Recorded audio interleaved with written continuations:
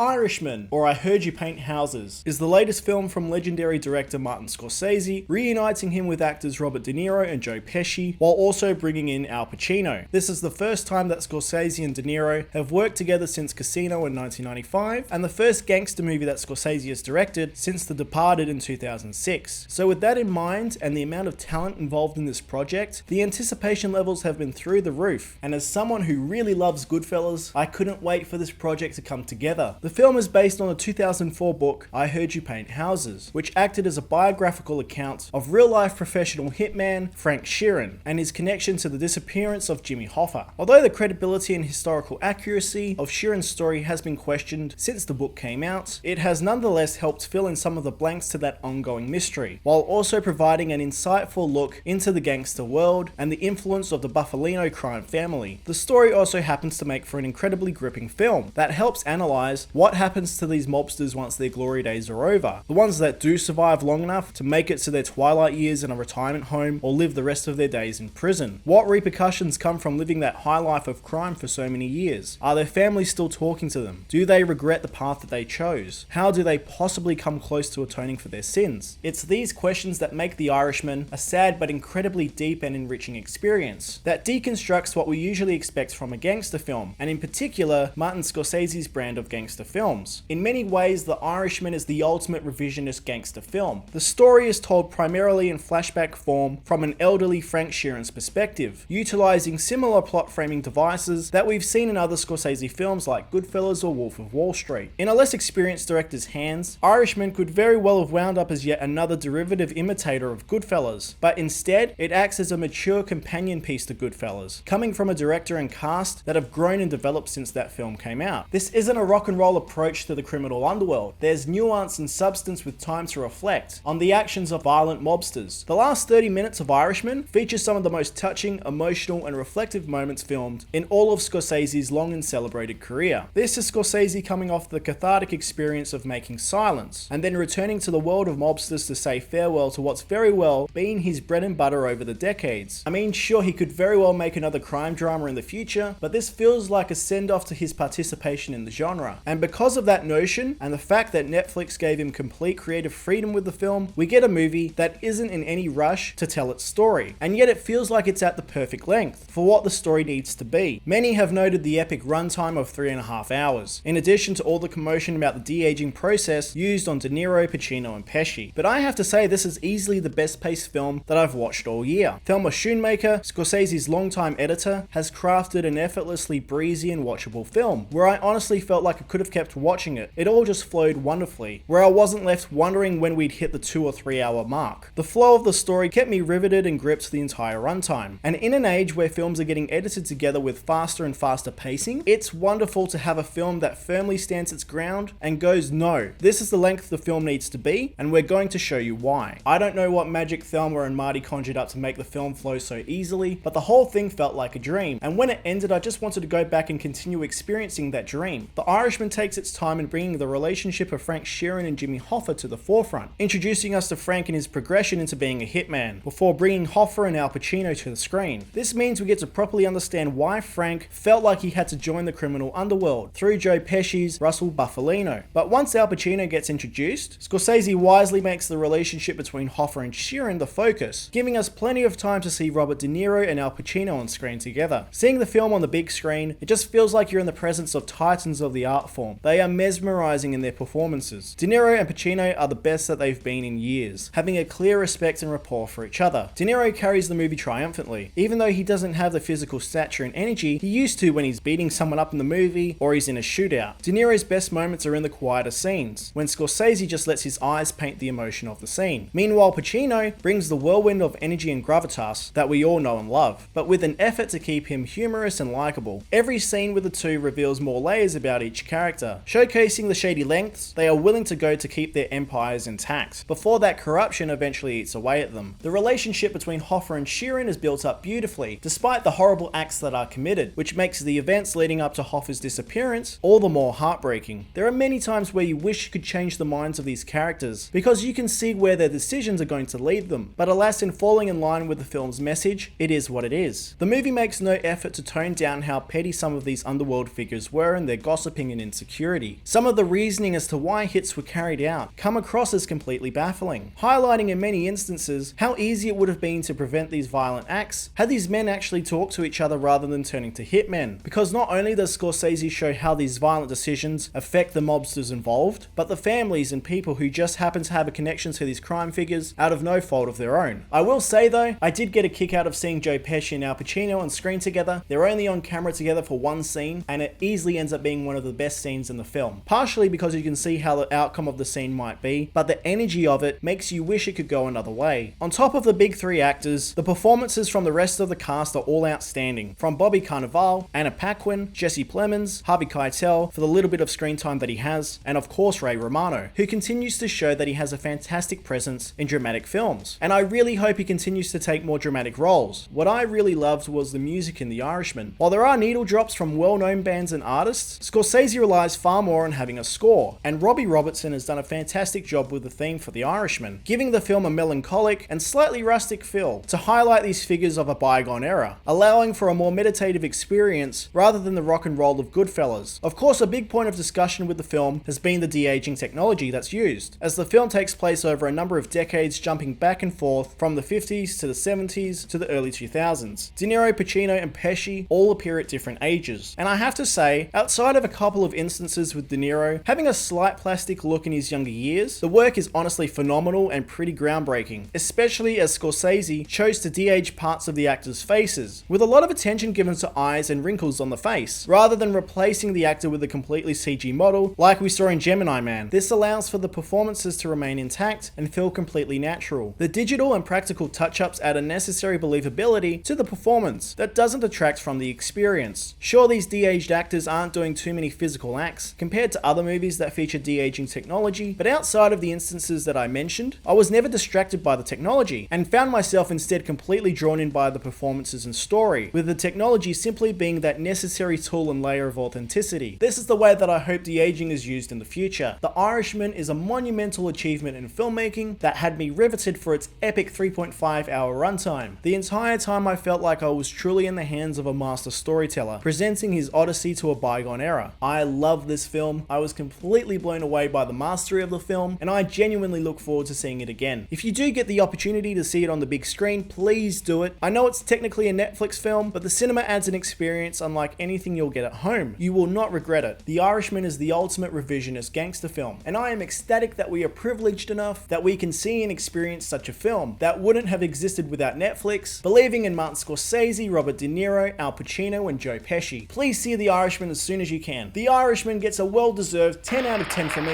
and a Mono's Choice Award. Guys, I hope you like this review. If you want to see more reviews just like this one, stay right here for your Mono Fix. Bye guys.